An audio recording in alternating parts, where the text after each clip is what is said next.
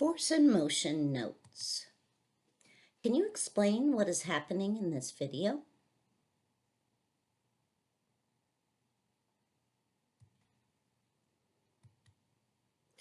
What are the two forces being exerted on the ball?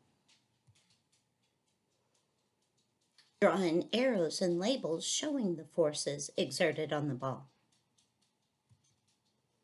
Are the two forces balanced? What happens to an object when forces are unbalanced? Force. Force is a push or a pull.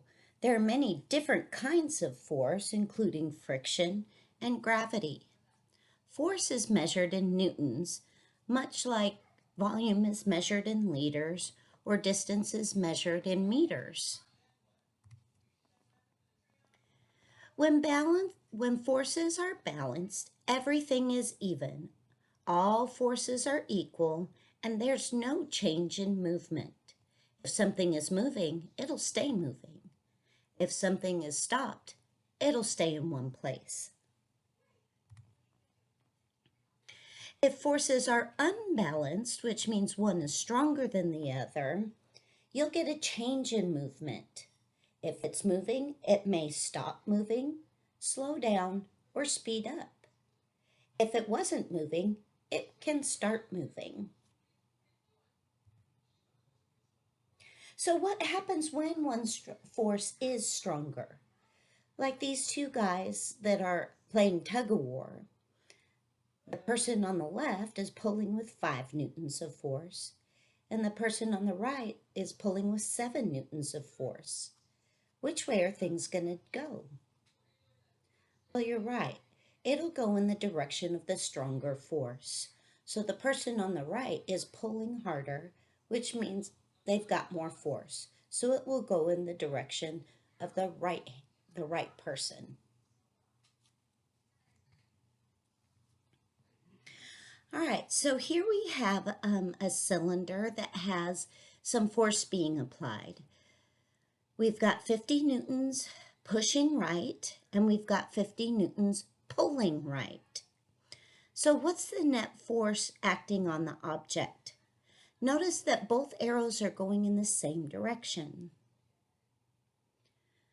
Since both of them are going in the same direction, we're going to add the forces. So 50 plus 50 is 100 newtons. So the net force acting on the object is 50 newtons. So how will that affect the motion of the object? That cylinder will move to the right. Here's another example. We see that 50 newtons is pulling to the left on that cylinder, and we see 30 newtons is pulling to the right on this cylinder. So our forces are going in opposite directions.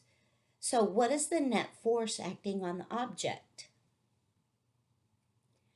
If you said 20 newtons, you are correct, because 30 newtons is pulling one way, 50 newtons is pulling the opposite way. We subtract them and we get 20 newtons. So how will that affect the motion of the object? The object will go in the direction of the stronger force, which will be to the left.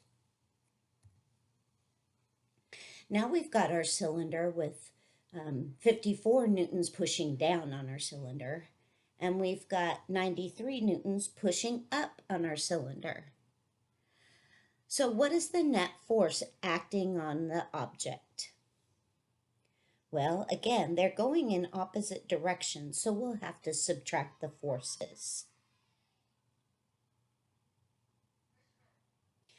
If you said 39 newtons, you are correct. Now, how will the forces affect the motion of the object? The bigger force is pushing up, so the cylinder will go up.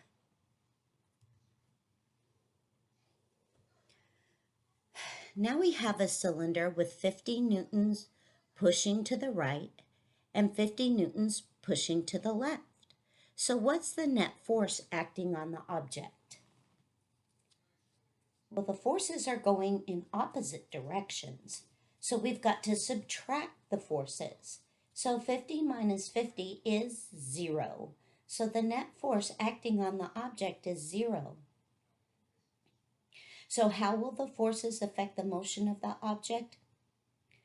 The motion will not change because the net force is 0. So how does this look on a star test? Well, here's an example straight off a star test. So it says the diagram below shows the boat moving north on a river at 3 meters per second, while the current in the river moves south at 1 meter per second. So what's the net force acting on the object? Well, if 3 meters is going north and 1 meter is going south, those are in opposite directions. So we are going to subtract the forces. So 3 minus 1 is 2. And what's the direction? Oh, so number 2 says, what are the forces balanced or unbalanced? Well, we got a net force of 2, so the forces are unbalanced. So question number 3, describe how the forces will affect the motion of the object.